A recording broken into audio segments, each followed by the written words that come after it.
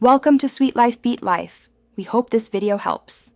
You start by preparing what you need: the store URL, an admin username, and the correct password. Once done, open the Woocommerce mobile app you installed. Enter your store URL first because the app uses it to find your WordPress/Woocommerce endpoint.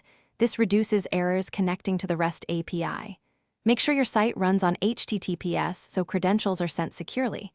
If your site requires Jetpack or WordPress, have that account ready to link when prompted. Next, you enter credentials and complete the connection.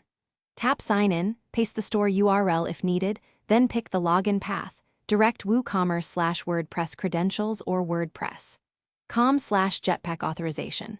You'll type your admin username and password or click Authorize to let Jetpack link automatically.